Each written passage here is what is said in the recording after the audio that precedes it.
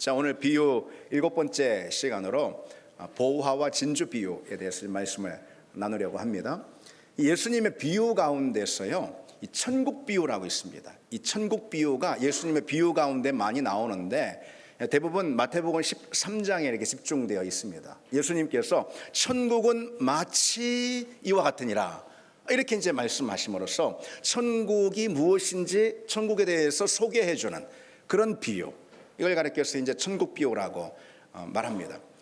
여기서 이제 천국이라고 하는데 이 천국은 실은 복음서에서 하나님 나라와 같은 것입니다. 천국, Kingdom of Heaven, 이것은 하나님 나라, Kingdom of God과 복음서에서 성경에서 같은 말이다, 이렇게 여러분 보시면 되겠습니다. 이 천국에 대해서 하나님 나라에 대해서 소개해 주시는 그런 비유인데, 여러분 이 하나님 나라는 그럼 어떤 나라일까요? 하나님 나라는 무엇일까요? 한마디로 말해서 하나님 나라는 하나님이 다스리시는 그런 나라입니다.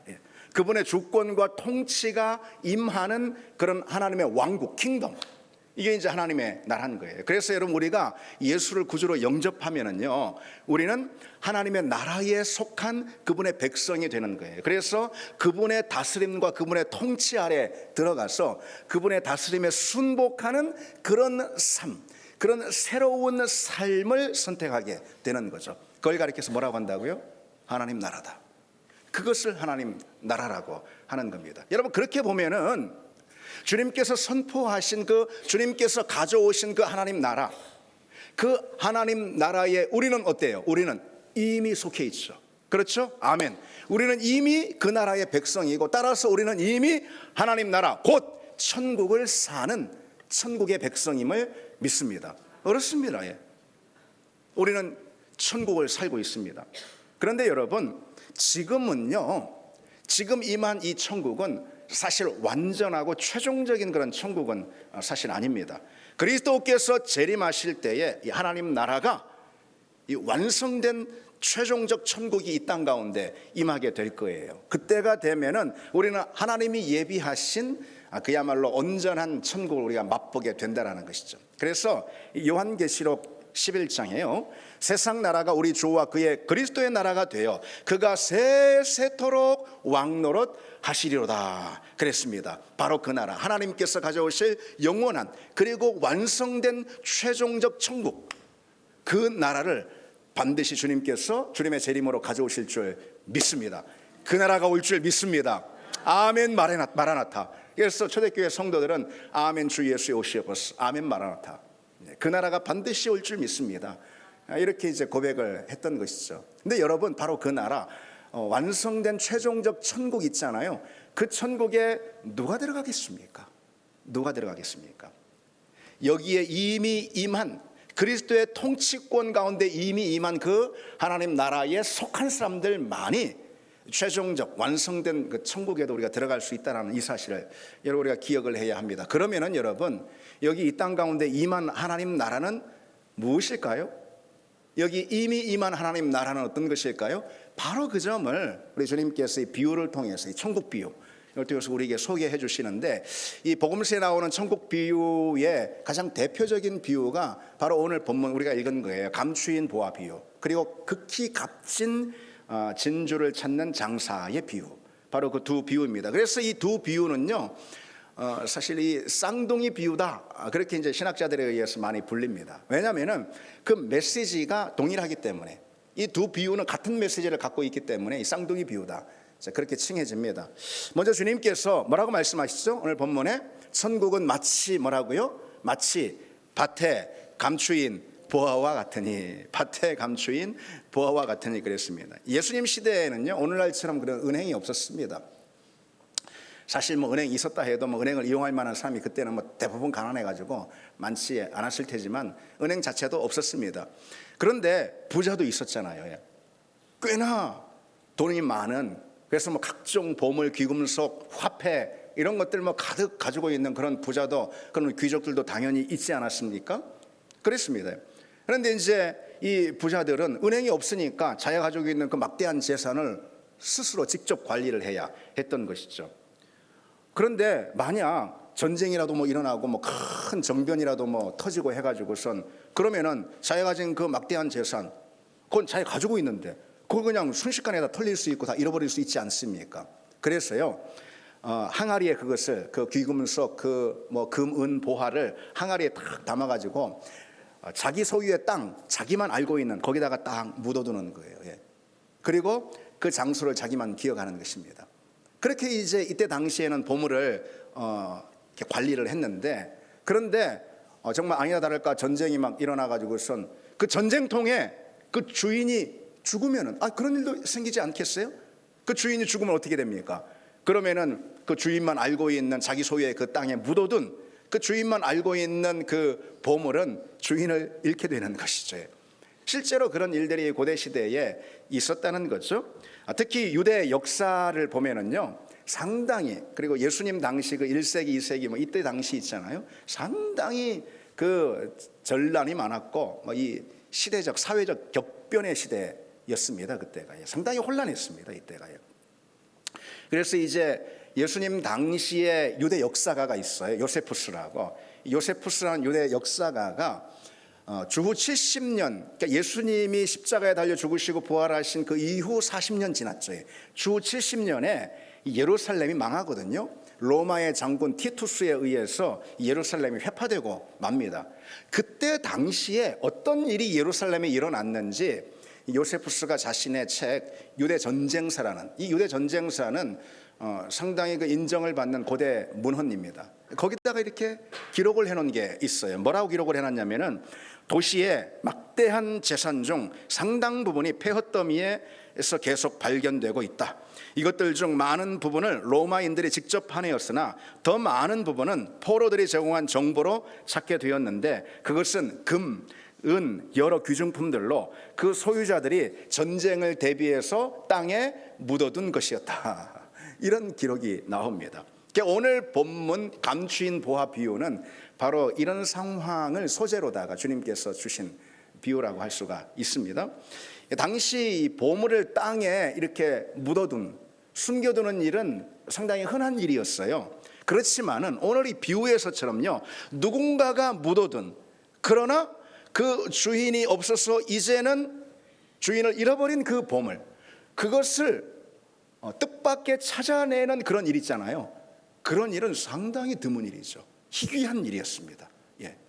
보물을 땅에 묻어두는 일은 많았지만은 그 묻어둔 그 보물을 주인이 없어지고 다 잃어버렸어요. 예.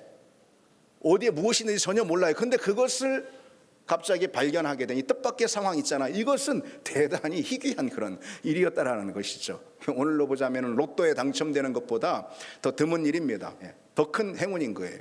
그런 여러분, 그것을 발견한 이 농부를 한번 생각해 보십시오. 뭐 얼마나 이건 뭐 인생의 그야말로 뭐 우리식으로 말해서 대박 사건이에요. 대박 사건이에요.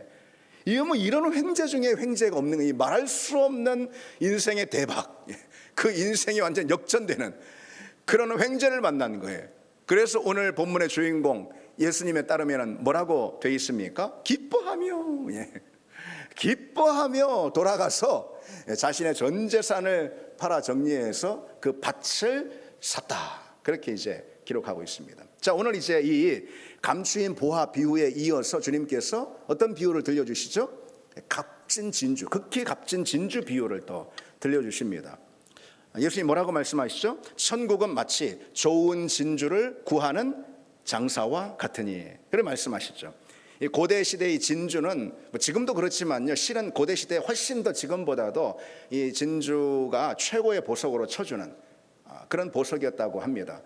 오늘날 다이아몬드 그 이상의 대접을 받았습니다. 그래서 당시에 이 홍해와 페르시아만에는요, 위험을 무릅쓰고 그 진주를 찾는 그런 이제 전문 업자들이 있을 정도로 이 진주가 아주 대단히 값을 쳐주는 그런 보석이었어요.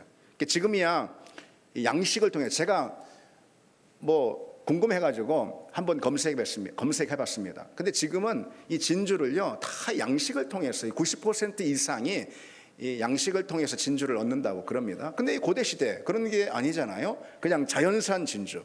그러니 구하기도 힘들고 그리고 채취하기도 어렵습니다. 그래서 그만큼 이 진주가 값이 나갔다라는 것이죠. 그것은요, 이 성경을 통해서도 우리가 엿볼 수가 있는데 이 진주가 얼마나 값이 나가는지 성경에 보면, 특히 요한계시록 21장에 보면은요, 천국 문을 무엇에 비유하냐면은 진주의 비유, 진주문이다, 이렇게 이제 비유를 합니다. 그만큼 진주가 값비싸다, 이걸 말해주는 거죠. 그런가 하면 예수님께서 뭐라고 말씀하시냐면은 너희 진주를 돼지에게 던지지 마라, 이런 말씀을 이제 하실 정도로요. 그러니까 이제 구원과 생명이 되는 이 말씀의 진리를 무엇에 비유하는 거죠? 진주에 비유하고 계신 거죠. 그처럼 하나님 나라의 진리를 비유하기에, 이 천국의 진리를 비유하기에 가장 적절하고 알맞는 보석이 있다면 그것은 뭐라는 거예요? 진주다. 그 정도로 이 진주가 고대 시대에 쳐주는 그런 보석이었던 거죠. 그래서 고대에는요, 그런 진주를 구해서 되파는 그런 상인이 이제 있었습니다. 비유에 좋은 진주를 구하는 장사라고 되어 있는데, 여기서 이 장사는 도매상을 말하는 거예요. 도매상, 상인. 그래서 이 도매상, 특별히 이제 값진 것들을 취급하는 도매상인 거죠. 그게 어떤 금은 보석의 전문가를 말하는 거예요. 그런 도매상이 어떻게 했어요? 이 도시 저 도시 이곳저곳을 막 샅샅이 뒤지면서 여기에 진주가 많다더라 하면은 그냥 닭달같이 달려가 가지고선 그곳을 다 수소문 샅샅이 뒤져 가지고선 상품성이 될 만한 그런 진주를 구하는 거예요. 그 다음에 그 진주를 되파는 바로 그런 사람, 이게 오늘 본문에 등장하는 그 진주의 장사, 상인입니다. 그런데 이 도매상이요, 어땠다는 거예요? 오늘 주님 말씀에 의하면 어느 날 아주 극히 값진 진주를 하나 발견하게 된 거예요. 그 사람은 평생 진주만 취급했어요. 평생 보석만 다뤄왔어요. 그래, 한눈에 딱 봐도 아는 것이 이것이 얼마나 가치 있는 것인지, 얼마나 값어치가 나가는 것인지 전에 보지도 못하고 듣지도 못했던 정말 극히 값진 진주를 발견했다는 거예요. 그래서 어떻게 합니까? 역시 이 사람도 집으로 당장 달려가서 자신의 전 재산을 팔아서 그 극히 값진 진주를 샀더라. 그게 이제 오늘 본문의 말씀. 오늘 이제 비유는 바로 이 두 비유입니다. 근데 여기서 이제 감추인 보화, 그리고 또 극히 값진 진주가 나오는데, 이것은 뭘 상징할까요? 당연히 천국 복음 또는 예수 그리스도 복음을 말하는 거죠. 천국 복음은 곧 예수 그리스도 복음, 예수 그리스도 복음이 곧 하나님 나라 복음 아니겠습니까? 그래서 이 감추인 보화와 값진 진주는 천국 복음을, 곧 예수 그리스도 복음을 의미하는 것입니다. 이 두 비유의 차이점이 사실 있습니다. 여러분도 금방 눈에 띄듯이 차이점이 있습니다. 감추인 보화를 발견한 사람은 어떻습니까? 우연히, 뜻밖의, 그냥 갑자기 만난 횡재 그거 아니겠어요? 그렇죠? 이 사람은 주인의 밭을 경작하는 소작인이었을 거예요, 당연히. 그러니까 그 밭을 사는 거 아니겠어요? 소작인입니다. 그러니까 이 소작인이 무슨 여러분 돈도 없는 그때 당시 소작인이 무슨 보물에 대해서 관심이 있고 보물을 소유할 수가 또 있을 수도 없잖아요. 이 사람에게 관심 있는 건 뭐예요? 그저 열심히 주인의 밭을 경작해가지고 거기서 조금 얻는 거, 거기에만 열중을 하고 있는데 그냥 어느 날 갑자기 거기에 보화를, 감춰진 보화를 발견했다, 이 말이죠. 여러분, 이것이 우리 믿음에 대해서 말해주는 것이 있습니다. 그것이 무엇일까요? 사실 세상에 많은 사람들, 그리고 우리도 예전에 우리 중 많은 사람들도 어떻게 했습니까? 예수 그리스도 하나님 나라 그 영원한 구원에 대한 그 복음이 있죠. 그것에 주의를 기울인 사람이 별로 없어요. 별로 관심이 그거에 없었어요. 그런데 하나님의 주권적인 역사로 어느 날 우리가 하나님의 인도하심 가운데 복음의 은혜를 만나게 된 바로 그런 사건을 오늘 이 비유가 보여주는 것이죠. 그런가 하면은 이 값진 진주를 찾은 이 장인의 비유, 장사의 비유 있잖아요. 이것은 조금 다릅니다. 이 사람은 어떻습니까? 그 진주를 찾고 또 찾지 않습니까? 그렇죠? 그래서 마침내 극히 값진 진주를 만나자 그 값어치를, 그 가치를 알아봅니다. 이런 경우는 우리 믿음에 있어서 뭘 말해주는 걸까요? 누군가는요, 진리를 찾는 사람이 있어요. 과연 생명이 어디 있는가? 우리 인생이 여기서 그냥 끝인가? 내세는 없는가? 인생은 어디서 왔는가? 어디로 가는가? 그렇게 진리를 구하고 찾는 그런 사람이 있습니다. 영원한 천국을 소원하는, 그러나 그것이 어딘지 그것이 무엇인지 잡을 길도 알 수도 없는 거예요. 바로 그런 사람이 적극적인 구도의 그런 삶, 그런 여정을 통해서 하나님의 은혜를 만나는 것. 물론 하나님이 만나주신 거죠. 바로 그런 경우를 말하는 것이죠. 여러분, 우리가 이 두 비유를 통해서 좀 우리가 엿볼 수 있는 것이 무엇이냐면은, 우리가 다 똑같은 방식으로 똑같은 과정과 여정 가운데 믿음의 자리에 들어오는 것은 아니라는 것이죠. 여기 우리가 같은 하나님을 믿고 동일한 믿음을 가지고 있지만은 그 믿음을 얻는 데 있어서는 또 여러 다른 과정들이 있었다는 거죠. 여러분, 성경에도 그런 것이 있어요. 성경에 보면 사마리아 여인이 나오지 않습니까? 사마리아 여인, 그 땡볕에 그가 늘 그렇게 했듯이 우물가에 나오지 않습니까? 물을 길러. 그런데 그날 마침 주님을 만나게, 전혀 예상치, 전혀 뜻밖의 주님을 만나게 된 거 아니겠어요? 그래서 그가 진리를 깨닫고 그가 물동이를 내던지고 동네로 막 뛰어들어가지 않습니까? 그런가 하면은요, 사도행전 8장에 보면은 에디오피아 내시라고 여러분 아시죠? 에디오피아 내시 같은 경우는요, 이 값진 진주를 찾는 그런 상인과 같습니다. 그는 성경의 말씀을 탐독했어요. 그리고 진리를 거기서 찾습니다. 그래 찾아지지가 않는 것이죠.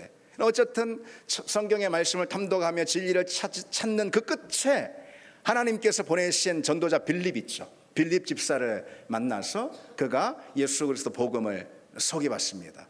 그리고 그가 주님을 영접하는 걸 볼 수 있어요. 그처럼 있잖아요. 하나님은 당신의 백성들을 부르실 때 갖가지 다양한 방식들로 하나님 부르시고, 우리 입장에서 우리가 믿음을 갖게 될 때 있죠. 여러 다양한 경험들, 다양한 여정들 가운데 우리가 믿음의 자리로 들어오게 되는 걸 볼 수 있습니다.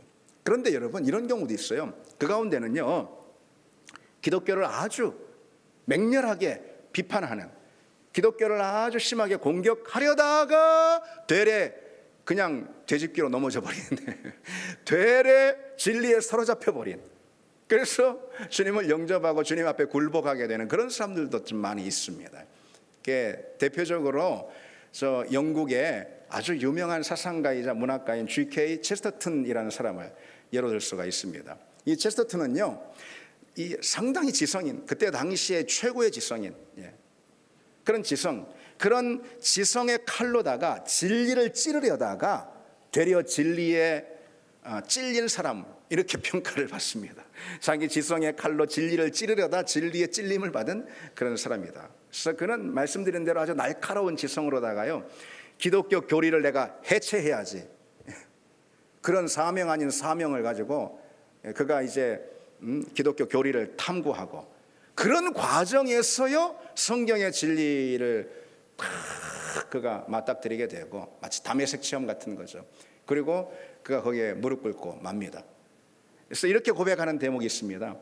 기독교는 내가 무너뜨리려는 벽이 아니라 내가 들어가야 할 문이었다. 기독교는 큰 장벽, 그냥 부숴버려야 할 장벽, 그걸로 알았어요. 그러나 그게 아니고 내가 내 인생에 들어가야 할 문이다, 이렇게 이제 고백을 합니다. 그런가 하면 여러분, 조정민 목사님이라고 아시죠? 그때 이번에 이제 그 설교 영상이 유튜브에 상당한 조회수로, 그래서 우리 성도들도 접하신 분들이 많이 있으리라 생각이 되는데, 오늘날 굉장히 요즘 이제 탁월하게 하나님 말씀을 증거하고 설교를 하고, 그래서 굉장한 영향력을 미치는 그런 이제 목사님인데, 이분이 원래요 그 MBC 있잖아요, MBC 기자였어요. 그리고 더군다나 그 메인 뉴스의 앵커를 또 맡기도 했습니다. 대단한 사람 아닙니까?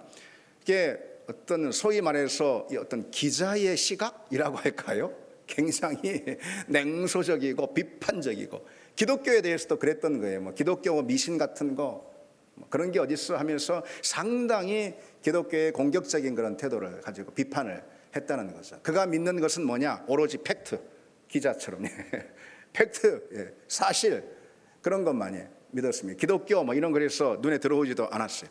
그런데 그에게 이제 문제가 있었어요. 어떤 문제냐면은 그의 부인이 그렇게 독실한 신자였던 거예요.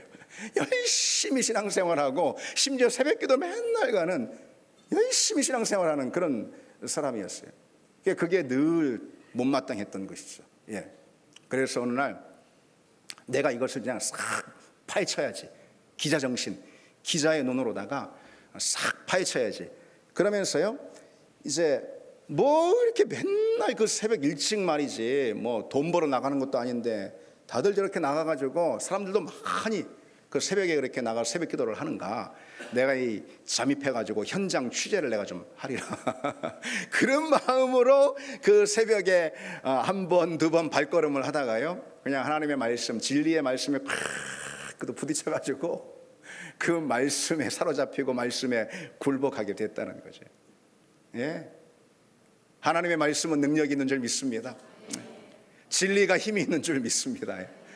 그래서 뭐 그가 신학을 하고 또 목사가 됐다는 그런 이야기입니다. 근데 여러분, 이처럼 있잖아요. 예수 그리스도 진리라는 이 보화를 만나는 과정은 뭐 다 각각 제각각 다를 수가 있어요. 천국이라는 보화를 발견하는 그런 여정은 다 사람마다 다양할 수가 있습니다. 그러나 어떤 모양으로든 천국을 발견한 사람은, 예수 그리스도를 알게 된 사람은 이젠 전과 같을 수는 없다라는 거예요. 그건 공통점이에요. 다 다른 여정과 방식을, 모양을 통해서 하나님을 만났다 하더라도 하나님을 만나고 천국을, 그 보화를 발견한 사람, 그 이후의 삶은 전혀 다른 것, 달라질 수밖에 없는 것, 이것은 공통이라는 것이죠.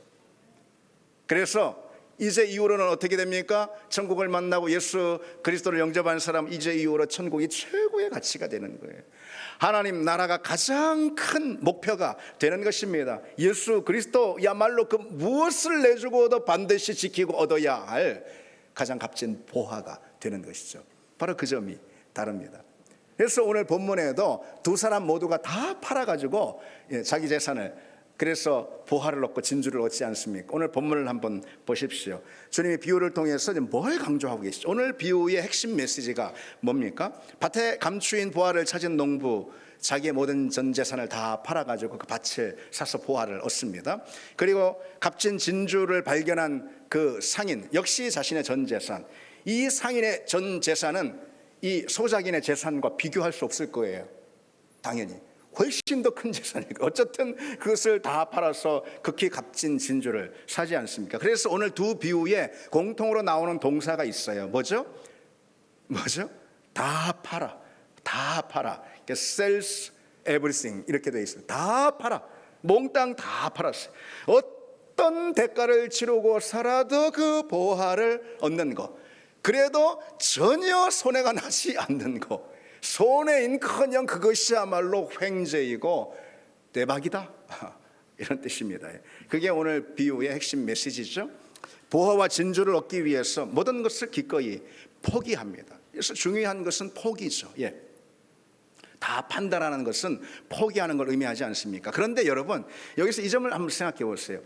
포기라고 하니까 그 포기가 희생인 줄 아는 거예요. 그것은 전혀 착각이죠. 여러분, 이 포기한 게 희생입니까? 우리는 이 두 사람이 자신의 전 재산을 다 팔았다는 것에 굉장히 주목하고 집중하는, 그래서 너무 아까워, 얼마나 아깝나, 세상에 전 재산을 다 하면서 거기에 놀라고 거기에 아까워하는, 우리가 이제 독자로서 읽으면서도요. 그런데 여러분, 이게 희생이냐는 거예요.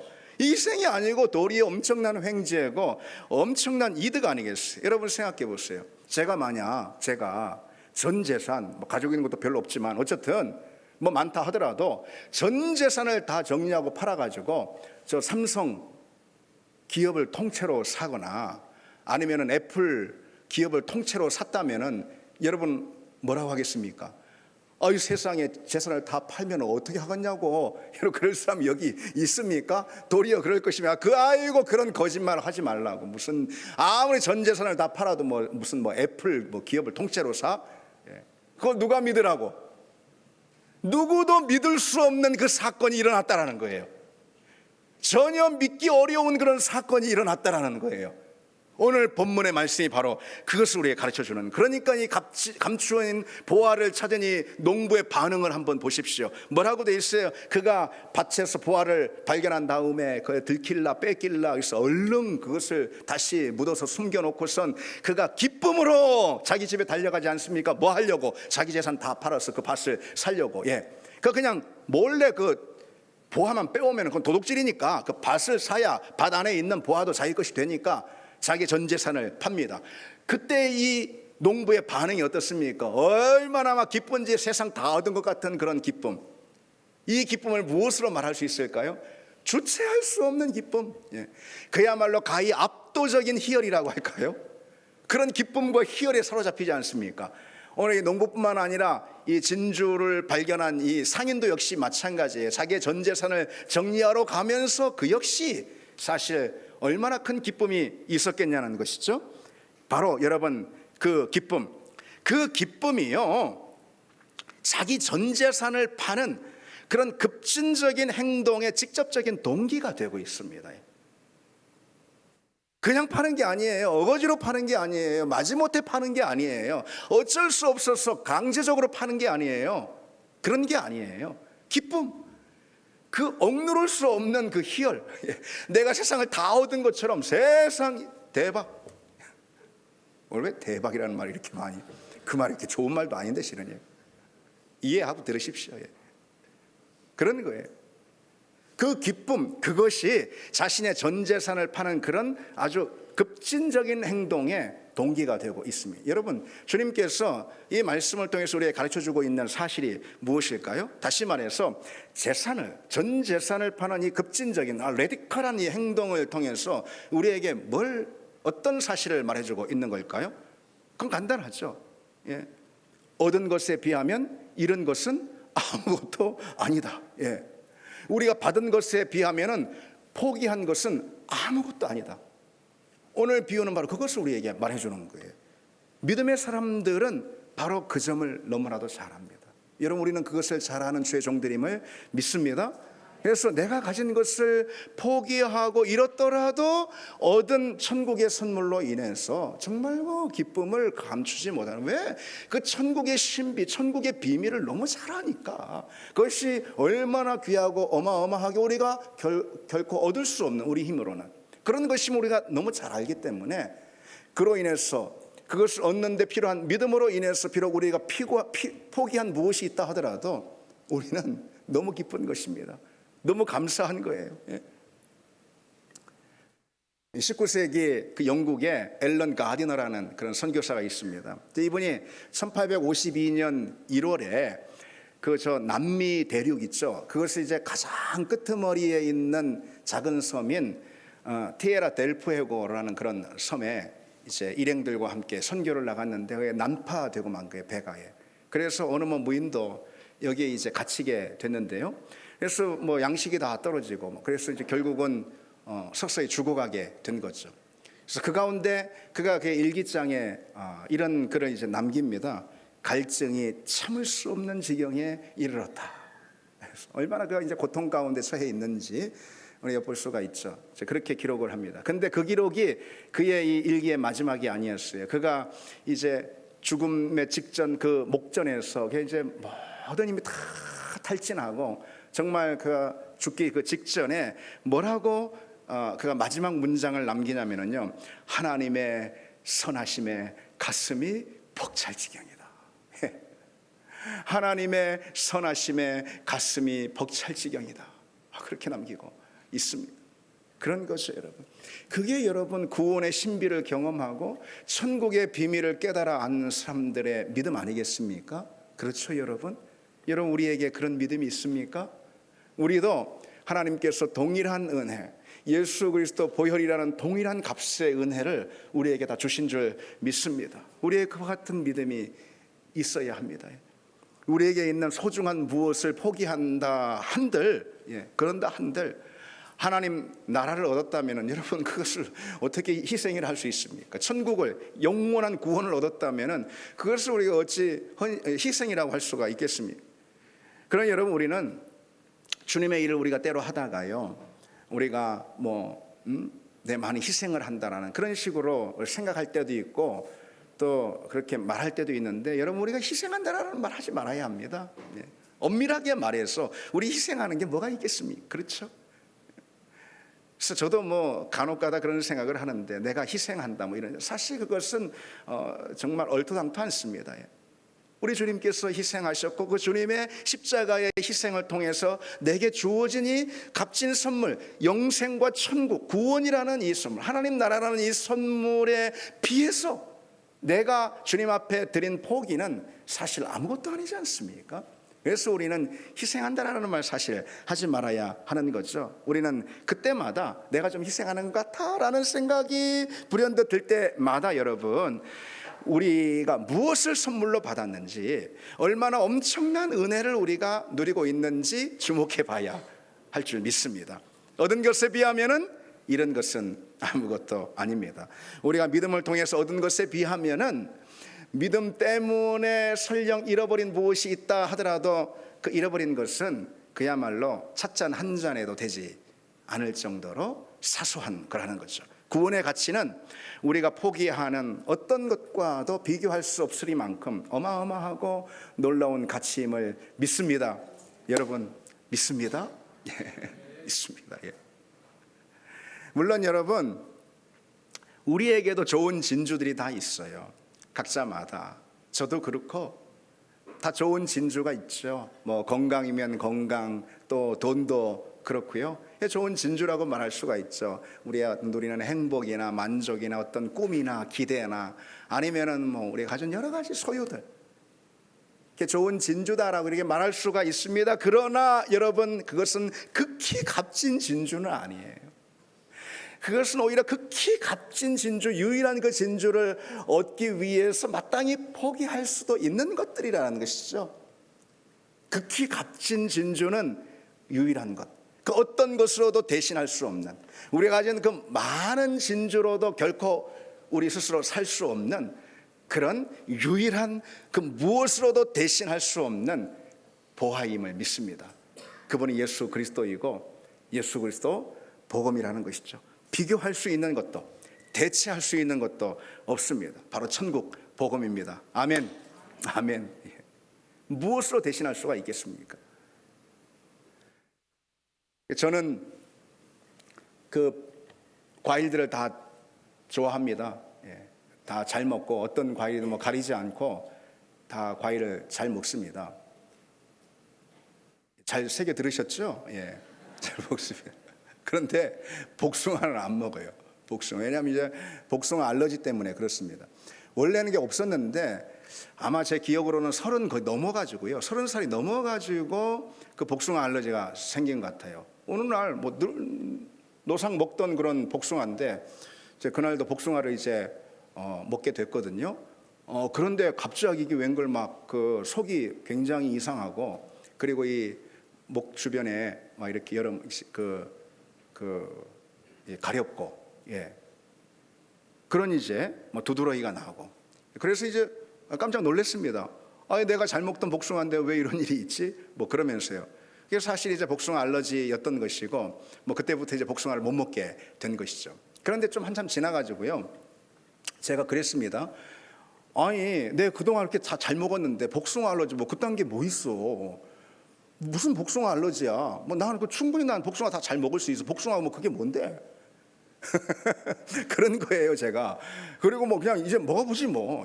나 충분히 극복할 수가 있어. 뭐. 그리고선요, 복숭아를 한번 먹었습니다. 근데 처음에는 좀 겁이 나가지고 살살 먹다 괜찮더라고요.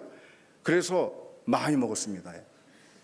많이 먹었는데 아니나 다를까 완 난리가 나버렸습니다. 그냥 두드러기 나고 그 정도가 아니고, 그게 많이 먹어서 그런지, 그리고 아주 오래간만에 먹어서 그런지 이 기도가 이렇게 부어가지고 막 모르겠어요, 뭐 내 생각에. 그래서 숨이 막혀, 숨을 못 쉴 정도로 죽는 줄 알았습니다. 복숭아 먹다 사람 죽는 거면 뉴스에 나올 뻔했습니다. 예. 깜짝 놀라서 그때부터 뭐 다시는 이제 복숭아는 이제 입에도 대지 않는데, 그런데 여러분, 그런다고 여러분 뭐 제가 불쌍해 보여 그러지 않지 않습니까? 뭐 복숭아 뭐 그까짓 거 뭐 안 먹으면 사과도 있고 뭐 참외도 있고 뭐 수박도 있고 뭐 먹을 만한 과일이 뭐 얼마나 많은데, 그렇잖아요. 그리고 사실 여러분 생각해 보십시오. 복숭아가 제일 맛없는 과일이에요. 그렇죠? 복숭아 제일 핫질이에요, 과일 중에. 뭐 복숭아 말고 대신해서 먹을 것들이 많이 있습니다. 그런데 여러분, 신앙생활도 그렇게 하려는 사람들이 우리에게 있다는 것이죠. 믿음 말고도 얼마든지 대신할 것들이 있다라고 여기면서, 말은 그렇게 하진 않죠. 그러나 그렇게 여기며 신앙생활하는 사람들이 있습니다. 그러나 여러분, 그건 아니지 않습니까? 믿음을 대신할 것은 어디에도 없음을 믿습니다. 우리 주 예수 그리스도, 그분이 우리에게 주신 구원과 생명을 과연 무엇이 대신할 수가 있겠습니까? 그것을 대신할 것은 아무것도 없습니다. 그러니 여러분, 우리가 그분을 향한 우리의 예배, 그분을 위한 우리의 헌신, 이 역시도요, 대체 불가의 우리 인생 최고의 일임을 믿습니다. 우리가 세상에서 값지고 소중하고 귀한 일들을 다 할 수가 있습니다. 그러나 우리가 이처럼 주님 앞에 나와 예배하는 이 예배를 대신할 수 있는 것은 그 어떤 것도 대체 불가 우리 인생 최고의 일임을 믿습니다. 여러분도 그런 기사 봤습니까? 왜 그 트로트 그 가수 임영웅 씨라고 모르는 사람은 없을 거예요. 임영웅 씨 이게 콘서트 하는데, 그 콘서트 표를 발매를 하는데 사실 못한다는 거예요. 그런 기사가 나왔어요. 아니, 표를 발매하는데 왜 못 사? 보니까 그냥 몇 초 안으로 다 동이 나버리는 거예요. 다들 돈을 들고선 얼마든지 지불하겠다 하면 돈을 들고선 그 발매된 표를 사려고 인터넷 앞에 서서 막 초긴장 있는데 그냥 순식간에 다 표가 동이 나버리는 것이죠. 참나 그 기사 보고선 그런 생각을 했습니다. 누가 목사 아니랄까 봐 우리는 예배를 그렇게 드리고 있는가? 우리에게 예배는 과연 그런 것이 되고 있는, 세상에 무슨 콘서트 그런 가요 그런 하는데도 그렇게 사람들이 열중하는데 우리는 과연 하나님 앞에 드리는 예배를 그와 같은 모습으로, 그와 같은 마음으로 드리고 있는가? 여러분, 오늘 우리가 드리는 이 예배가 우리의 가장 귀한 소원이 되기를 원합니다. 그 무엇으로도 대신할 수 없는, 우리 인생에서 주님 앞에, 아니 우리 인생을 사는 모든 것에 있어서 우리가 할 수 있는 최고의 대체 불가의 일, 그것이 오늘 우리가 지금 여기 하나님을 만나는 예배의 자리임을 믿습니다. 그것은 여러분, 주님을 위해 우리가 드리는 헌신도 사실 마찬가지예요. 헌신도. 어느 목사님의 이런 그 설교 가운데서 이야기를 들었습니다. 아주 믿음이 좋은 그 외과 의사 한 분에 대한 그런 이야기인데요. 이분이 이제 외과 의사인데 40대 한 중반 정도 됐나 봐요. 모르긴 해도 이 외과 의사는 그 아주 이 손기술이 중요한데 40대에서 50대 이때가 아주 절정 피크인가 봅니다. 근데 이제 이 40대 외과 의사가 믿음이 너무 좋아요. 그래가지고 아프리카 선교를 결심한 거예요. 의료 선교를 결심했습니다. 그러니 그 부인이 난리가 난 거죠. 막 대경실색을 하면서, 아니 여보 이게 무슨 말이냐고. 당신이 지금 서울에서 최고의 서전으로 지금 얼마나 잘 나가고 있는데 VIP들이 당신 수술 받으려고 지금 다 그냥 대기 중에 있는데 당신 지금 인생에서, 의사 인생에서 지금 피크인데 이게 지금 무슨 청천벽력 같이 무슨 아프리카 의료 선교를 간다고 왜 그러냐고. 그러니까 이 남편이 하는 말이요, 그렇습니다. 당신 말대로 내가 지금 외과 의사로 지금 가장 절정에 있다고. 그런데 왜 생선 먹을 때 생선의 머리도 아니고 생선의 꼬리도 아니고 생선의 몸통, 그래서 내 인생의 제일 중요한 몸통, 내 인생의 몸통을 난 주님께 드리고 싶다고. 그분이 내게 당신의 최고를 주셨듯이 내가 역시 내 인생의 몸통을 주님 앞에 드리고 싶다고요. 여러분, 우리 주님은 우리에게 그와 같은 것을 받으실 수 있는 분임을 믿습니다. 그런 믿음이 우리에게 있어야 하지 않겠습니까? 그런 믿음을 가진 사람에게, 그런 사람에게 주님도요 그 인생 최고의 보화로 찾아오시는 줄 믿습니다. 그런 믿음을 가진 사람은요 예수 그리스도 한 분으로 그 인생이 충분하게, 그리고 또 넉넉하게 된다라는 거예요. 여러분, 저는 그것을 믿습니다. 예수님 한 분이면은 충분하고, 예수님 한 분이 내게 전부입니다. 예수님이 내게 최고입니다. 한마디로 예수님이 내게 최고예요. 그래서 나의 최고를 그 무엇이든 드릴 줄 아는 그 사람에게 주님도 그 인생 최고로 찾아오시고 보화로 찾아오시고, 그 인생을 주님으로 충만하게 채우시고, 그리고 주님이면 충분하게 넉넉하게 되게 해 주신다는 거예요. 아멘. 아멘. 여러분, 우리 삶을 한번 보십시오. 우리 인생을. 다들 뭐 광야와 같다 뭐 그러지 않습니까? 그 인생의 광야길에서 사람들은 다 저마다 뭐 여러 가지 방편을 찾습니다. 또 여러 뭐 자원을 찾습니다. 그러나 여러분, 광야를 걷는 이 길에 있어서 아무리 좋은 인생의 방편과 자원이 있다 해도 예수님 없으면, 예수님의 인도하심과 손길이 없으면은 다 소용이 없는 줄 믿습니다. 우리에게 비록 광야, 인생의 광야길을 걷는 다른 사람이 가지고 있는 좋은 여러 방편들이나 자원들이 혹 좀 부족하다 하더라도 예수 그리스도 그 주님의 사랑과 인도하심이 우리 가운데 있다면은 우리 인생은 그것으로 충분하고 또 다 넉넉하게 될 줄 믿습니다. 그 사실을 믿는 여러분 되시기를 바랍니다.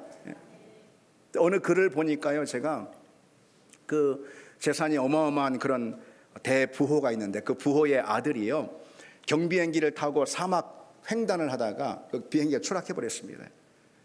그래서 그 사실을 이제 알게 된 이 아버지가 이 큰 부자니까 막대한 자금을 동원해 가지고선, 그리고 구조대원들과 함께 그 사막에 비행기가 떨어진 곳에 갔습니다. 실제로 비행기가 추락했고, 그리고 조종사는 죽었습니다. 그런데 아들이 보이지 않아. 그래서 이 아빠는 내 아들이 분명 살아있을 것이다라는 그런 확신을 가졌습니다.